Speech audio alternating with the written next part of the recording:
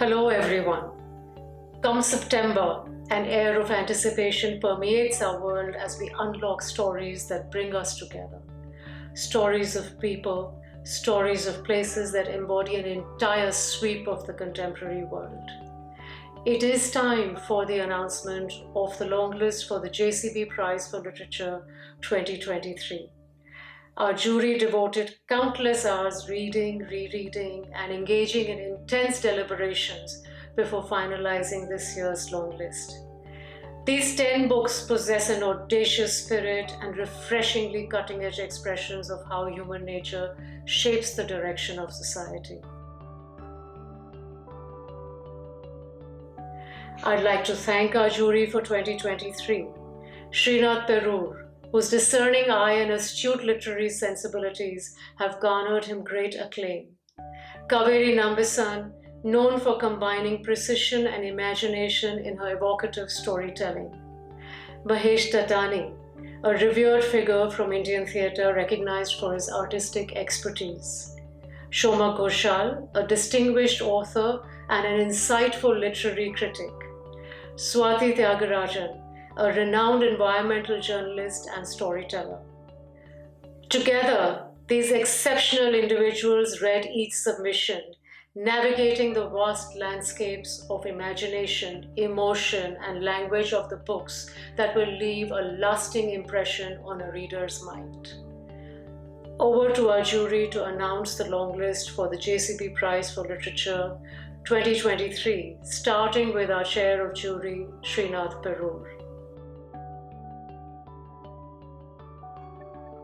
We've been reading over the last 4 months and we have a long list of 10 books. This is The Colony of Shadows, Bikram Sharma's debut novel. In it, a 9-year-old boy who has lost his parents moves to Bangalore from Delhi to live with his aunt. And in Bangalore, in his backyard, he finds this hole beyond which there is a strange crumbling colony that resembles the one he used to live in Delhi. So he starts to explore this colony of shadows and strange things start to happen. This book is weird, it is moving, it is fun, and it is ultimately uplifting. One of my favorite things about the book is that it takes very different perspectives. There's a prominent character in the book is a dog, Poppy, and we get to see the world from Poppy's perspective quite often. Also, the aunt who the boy lives with is blind, so it's sensorially a very rich book filled with sounds and textures. I haven't read anything quite like it before. Firebird by Perumal Murugan, translated by Janani Kannan from Tamil. The protagonist of this book is Muthu, who comes from a farming family. His father partitions their land between his sons, and Muthu, being the youngest, gets an unfair share of land. And at the same time, his wife is having trouble in the family setup. So she encourages Muthu to go out and try to start off on his own. And Muthu, along with an older, experienced servant, sets off in a bullock cart to try and find some land that he can call his own and start his own base there. Now this is something that has been happening for roughly 10,000 years since humans started farming and domesticating animals. This has led to so much of the structures in society that we see today, even what we call civilization. And this is something very universal, but Perumal Murugan makes it an intensely local thing. So he knows the nature of the soil as Muthu goes through various places. He knows the flora and fauna. He knows the landscape. He knows the seasons so well that this, something that is universal becomes a profoundly local thing. This is a novel by a master storyteller. It is about a young boy from East Pakistan who flees along with his family and thousands of others from his country and to reach India. Living in the grim and sordid government-run camps of Calcutta, he understands the humiliations caused by poverty and caste. He flees from his environment only to end up within the Naxal movement, where he faces several horrors and indignities. He works his way through the complexities of the social order that we live in India. He emerges from it, not fully redeemed, but retaining his humanity and that kernel of love and kindness. This is a heartbreaking novel and a great one. Manju's Mayam is a darkly funny book.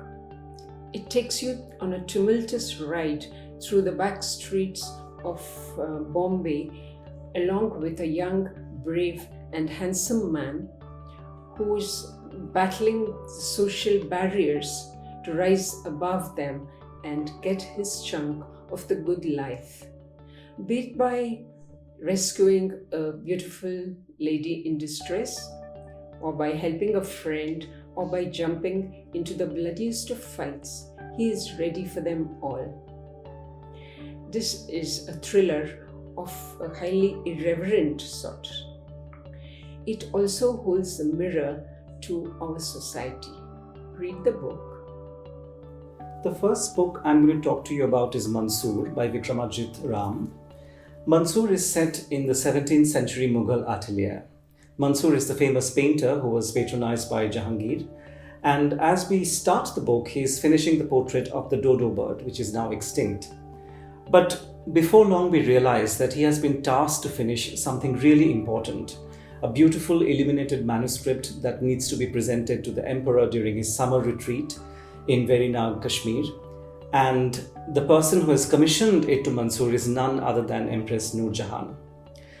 Around this plot, the whole story thickens and becomes beautiful. It's such a short novel, but you will enjoy every page of it. Because Vikramajit Ram, like an expert miniature painter, draws your eye to various details of the plot, from intrigue within the zanana to each person's and character's eccentricities. This is such a beautiful, delicate book, and I recommend it wholeheartedly. The second book I'm going to talk to you about is Simm by Geet Chaturvedi. It's a Hindi novel which has been translated into English by Anita Gopalan. I cannot recommend the translation more. It's a beautiful, flawless translation of a very, very difficult novel. It is a novel set in the partition and also in the present. The protagonist, Basat Mal, is a Sindhi who has been transported to Bombay during the partition, and it is his memories and nostalgia of a lost Sindh that informs the heart of the novel. But as we know, any historic traumatic memory is never forgotten once and for all. So Geet Chaturvedi also creates beautiful connections with the present, and he draws these lines between the partition and scenes of atrocity that unfold in contemporary India, but never in a trite fashion. There is a protagonist and a counter-protagonist, a young boy in Bombay living in present day, trying to win the heart of a girl just like Basat Mal did many, many years ago in his home in Sindh.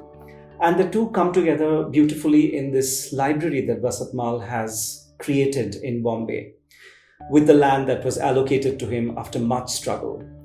If you are a book lover, I think this book will speak to you the most. It is about books and their afterlives, how we remember, how we forget, why books matter. And all this time in the book, you will see that the land mafia is trying to grab back the library from Basat Mal, and his fierce resistance against that colonization of his library to preserve his beloved books becomes a focal point in the story. I think Simm is one of the most experimental and fresh novels I've read in a long time. It's not one of those novels where it begins, ends, and has a middle in a very sort of structured, organic way. But it sort of comes and goes in fits and starts. There are wispy feelings, there are nebulous emotions, all coming together to create this wonderful, immersive experience of reading. I think you will enjoy this book very much. The Secret of More by Tejaswini Apteram. What a story. It's It's a saga spanning over 50 years of a family with all the vicissitudes of life in that period. And right from the word go, you just step into the story and this world of textile markets, trading and commerce, and then later on the silent film era, and all this through very interpersonal relationships playing out with surprises at every chapter.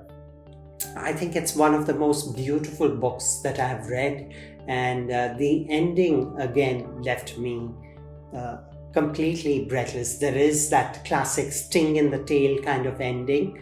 I would recommend this for anyone who wants a family story set in a particular period which is so well researched, and yet the story is always in the forefront.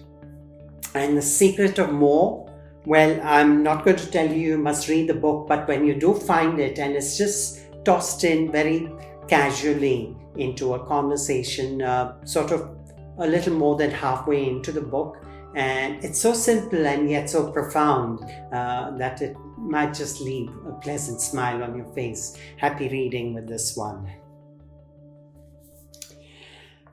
I named my sister Silence by Manoj Ropra, translated by Hansda Sovendra Shekhar. This book is as gigantic a story as the book is slim in volume. This is the perfect example of less is more. It's told so simply, subtly, succinctly, and yet it's saying big things, grand things, and very, very relevant to our times. But apart from the socio-political nature of this book, the story itself is so compelling that you can enjoy it on an interpersonal level as well. And the lens is on this sibling relationship, but it offers different stories across time and place which put things into perspective.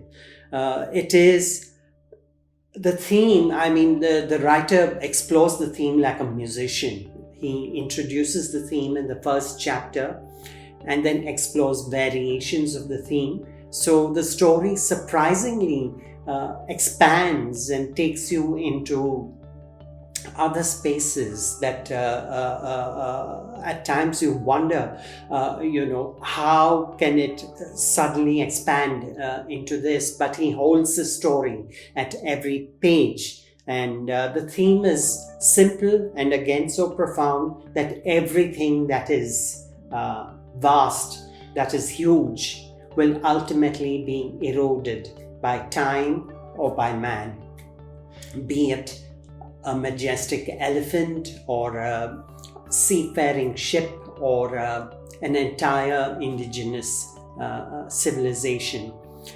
The relationship between the protagonist and his sister is amongst the most complex that I have read. There's hardly any, if at all there is, I don't think there is any dialogue spoken between the two because his sister never speaks. And yet at every page, I think she's screaming. There is this silent scream that comes from her that shakes you throughout the book. And the title, I named my sister Silence, finds resonance not only in that relationship, but also what is happening to indigenous cultures, especially in the Bastar region where the story is first set. Everything the Light Touches by Janice Parayat is, in one word, luminous. It really is so wonderfully written, woven, almost feels like an epic story, and it sort of straddles different timelines with 4 characters. So we get 2 characters who are fictional and 2 characters who are historical. And this book is ultimately the question of you and me. What does it mean to be human? How do we relate to the natural world around us? How do we see it? Where do we belong? Whose perception of the natural world is the right perception? Is science the only way to look at the natural world? Or is philosophy a deeper way to look at the natural world? Or is it all of it, human experience, science and philosophy?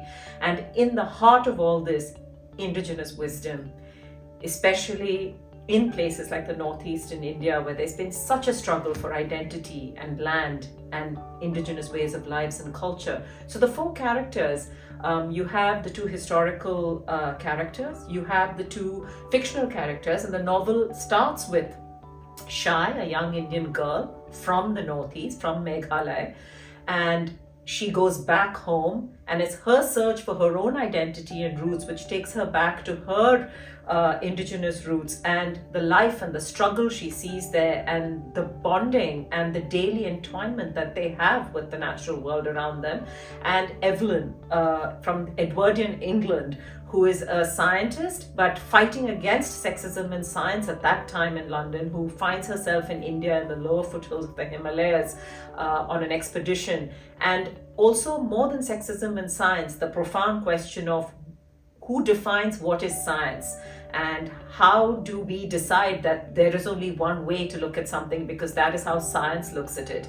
And these are all wonderfully profound questions, and in the lives of all of these characters who never meet, their roots never crisscross, but they sort of, Goethe inspires Evelyn, and Linnaeus is someone from the scientific background who brings her, she studied and looked at and come to India. And then there's Shai, who lives with the indigenous people for a while in the book to find her own identity, and how all of this comes together. And it will make the reader also look at this natural world around us, something that we might think of as everyday nature or something that is commonplace, but it's actually so much more than that, and will make us see it differently. It will make us think about how we relate to it and what it means to be human in this time and now with this natural world around us. So it's a wonderful book, and again, thrilled to have it on the long list.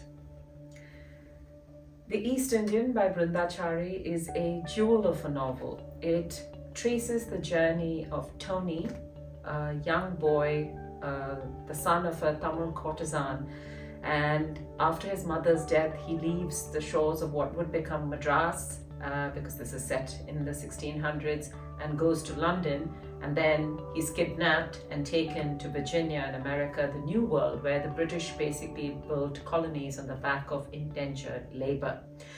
Now, you see all of this through the eyes of Tony as he grows up from being a young lad to a young man. And there is curiosity, there's compassion, he forms bonds with his young companions. It's the challenges that he sees around him. This novel really looks at some of the spaces and areas we might be familiar with. We may have all read about the New World, we may have read about slavery, we may have read about Virginia and the tobacco plantations, but we've never seen it through the eyes of a young Indian boy and how he sees everything, and his dream of becoming a physician's assistant or a physician himself. And it's Tony's curiosity and compassion that takes you through this story. And it's also this amazing look at identity, at race, at abuse, at sexuality, so many different things, but all in small stories, in small details, in the life that he sees around him, which makes it this big global story. And many of us are again familiar with the non-resident Indians, the NRIs, and the American dream and the level of immigration that happened to fulfill that American dream. But not all of us have really sat down and thought about how deeply entwined many Indians were with the creation of what became America, the colonies, and then what became the United States of America as we know it. So this is a wonderful book that I thoroughly enjoyed. I was very happy that it's on the long list. And I would urge everyone to read it, because it really is a unique look at a time in history and of people that we may think we've read about before or know before, but it's something that draws you in with great compassion and beautiful writing. Congratulations to all those authors and translators who made it to the long list for this year. Our heartfelt gratitude also goes out to our publishers who continue to breathe life into the written word and craft stories that will reach so many people across the world.